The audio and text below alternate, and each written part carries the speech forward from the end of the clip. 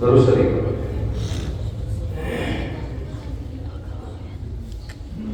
بسم اللہ الرحمن الرحیم الحمد للہ وکفی وسلام علی عبادہ الذین اصطفی اما بعد فقد قال اللہ تبارک وتعالی فی القرآن المجید والفرقان الحمید اعوذ باللہ من الشیطان الرجیم بسم اللہ الرحمن الرحیم انا نحن نزلنا الذکر وانا له لحافظون صدق اللہ العظیم فقد قال النبي صلى الله عليه وسلم إن الله يرفع بهذا الكتاب أقوام ويضع به آخرين أو كما قال عليه الصلاة والسلام. قابل قدر علماء کرام، مہمانان اعظام اور اس مدرسے کے پیارے بچوں،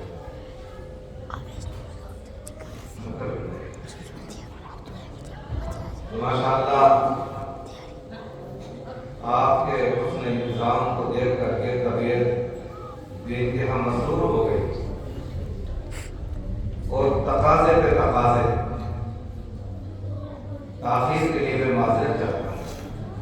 ایک بڑی کنچاٹ تھی اور اس میں میرا نام بھی تھا، لیکن میں وہاں کچھ بولنے سے پہلے ہی آپ کی خدمت میں حاضر ہو گیا. اللہ ہماری سب کی حاضری کو قبول فرمائے.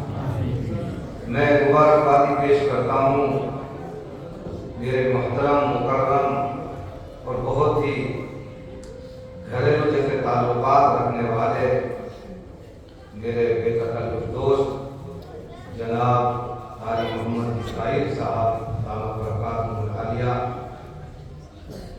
جو ماشاءاللہ ہماری میوات کے ایک ان قرآن میں سے ہیں جن کے اسم گرامی انگلیوں پر گرے جاتے ہیں.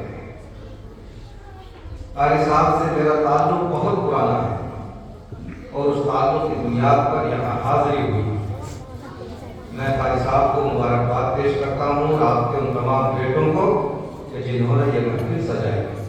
گزشتہ سال ہمارے مدرسے پہ ختم بخاری شریف کا جلسہ تھا. گجرات سے کچھ مہمان تشریف لائے تو تلاوت کے لیے میں نے قاری محمد خالد صاحب کو بلوایا. تلاوت کی تو گجرات کے مہمان مجھ سے کہنے لگے کہ مولانا جس قاری صاحب نے تلاوت کی ہے یہ میوات کے ہیں؟ یعنی ایک سوالیہ انداز میں یہ میوات کے ہیں؟ میں نے کہا جی ہاں میوات کے ہیں، ہمارے بچے ہیں. آواز بلند کی رکھو، آواز بلند. تو ان کو بڑا تعجب ہوا. وہ سمجھتے تھے کہ بھائی شاید گجرات میں اچھا قرآن پڑھتے ہوں گے. الحمدللہ اللہ کا فضل ہے، قاری محمد خالد صاحب، قاری محمد راشد صاحب بہترین قرآن پڑھتے ہیں اور اس کا آج آپ نے نمونہ بھی بچوں کے اندر دیکھا. استاد کی قابلیت اور صلاحیت استاد سے معلوم نہیں ہوتی، ان کے شاگردوں سے، ان کے پاس پڑھنے والے بچوں سے ظاہر ہوتی ہے. وہ بچے خود بتاتے ہیں کہ ہمارے استاد اتنے قابل ہیں. بہرحال جو عظیم الشان قرآن کریم کا مسابقہ یہاں منعقد ہوا، میں طلبہ عزیز کو بھی، منتظمین کو بھی، آپ سب حضرات کو مبارکبادی پیش کرتا ہوں. اللہ اس کو بھی انتہا قبول فرمائے. وقت کم ہے، سفر لمبا ہے. میں نے قرآن کریم کے بہت مشہور آیت کریمہ پڑھی جس کو ان مواقع پر تقریباً ہر مقرر پڑھتا ہے. آیت کریمہ یہ ہے اِنَّا نَحْنُ نَزَّلْنَا الذِّكْرَ وَإِنَّا لَهُ لَحَافِظُونَ. احکم الحاکمین فرماتے ہیں اس قرآن کریم کو ہم نے اتارا اور ہم ہی اس کی حفاظت کرنے والے ہیں.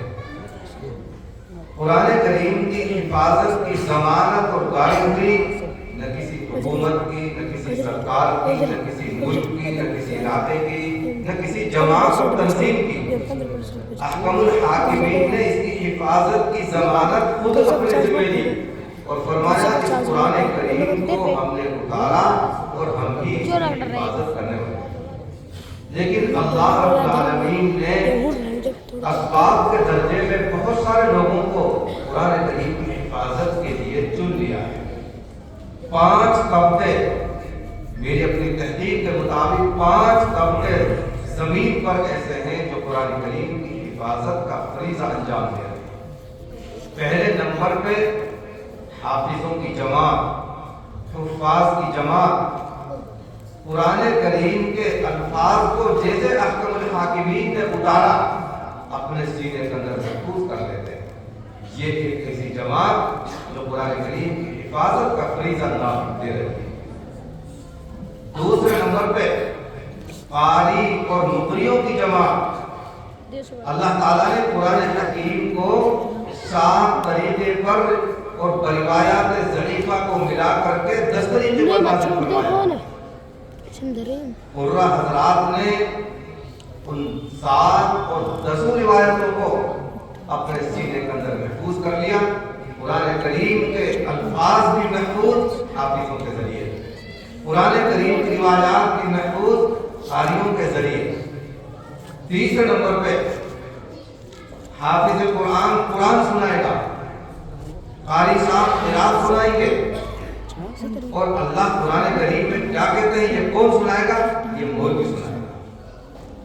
قاری صاحب پڑھیں گے بڑے اچھے لہجے میں، الحمدللہ رب العالمین الرحمن الرحیم مالک یوم الدین۔